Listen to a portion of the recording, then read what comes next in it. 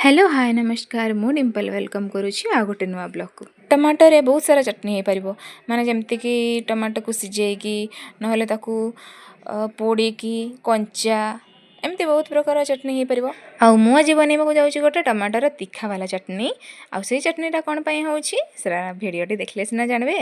प्रथमे मु किछि टमाटो नहीं गली पूरा रेड रेड वाला ताको किछि समय बॉयल होवा पई छाड़ देली आउ सेथरे पकेली किछि रसुण आउ टिके लुण टिके विनेगर आउ किछि सुखिला लंकार मंजी बाहर कर दे केवल तार ऊपर चोपाटा से पानी रे सिझाइबा पई छाड़ देली। बंधाकोबी गाजर आउ कैप्सिकम को मोटी चॉप करके नै जाइछि किंतु कैप्सिकम को चॉप न करके जदी काटि के नेबे ताहले भलो हो बेसी किंतु मु एठी चॉप कर देछि।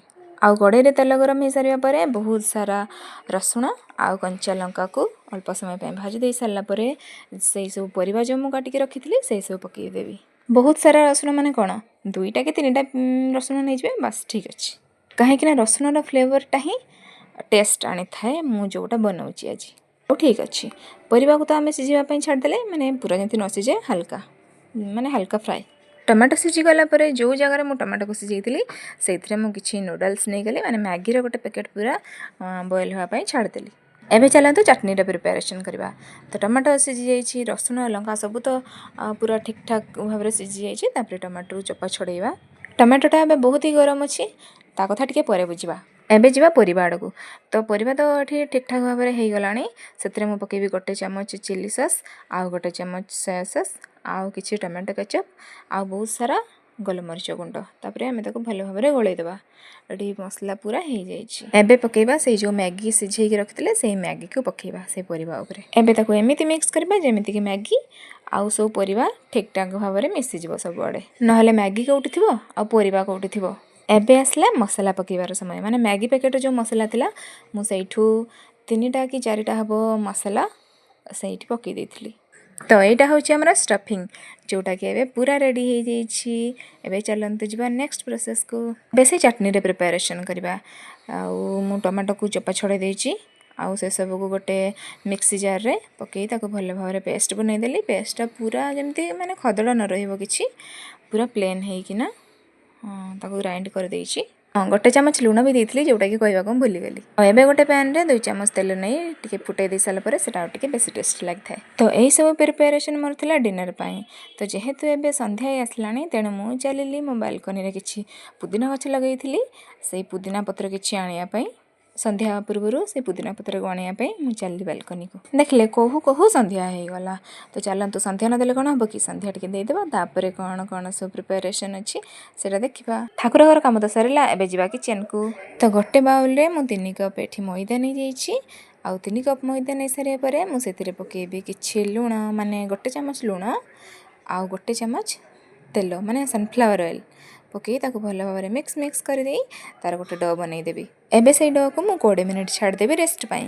मो पाखे थिला गोटे इडली छांच माने बहुत पुराना वाला गोटे इडली छांच थिला मु ताको ऊपर खोलिकी धोई धुआकी परिष्कार करिकिना रखिछि। गोटे किना हबो मु एठी अंगूर नेइछि आउ से अंगूर को गोटे मिक्सी जार पकई सारिबा परे गोटे चामच चीनी देली आउ ताको भल भाव में पेस्ट बनई देबी एमिति कि खदड़ा न रहू केवल तार जूसटा ही मु छाणी के रखिबी। गोटे चामच नहीं एमिति घांटी देले तार लिक्विड वाला जूसटा आराम से बाहरी आसे।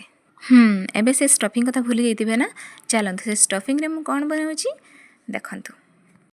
मु जो मैदार डो बन रखी से मैदार डो को आगे रुटी भाया बेली दे सारा पर ताको छोट छोट एमती पूरी भाया सेप दे सारा पर से किसी से स्टफिंग जो करके रखी से स्टफिंग पूरे किसी मोमोज बनईदेवी। मोमोज तो बहुत प्रकार सेप थाए किंतु मते जेहेतु ए सेपटा ही इजी लगे करने से मुझे 2टा सेप्रे ही केवल मोमोज बनाए आउ अल्प किसी मोमोज बन सारे बॉयल होगापी छाड़देवी आउ पाखापाखि 10 मिनिट पर्यंत बॉयल होगापी छाड़देवी।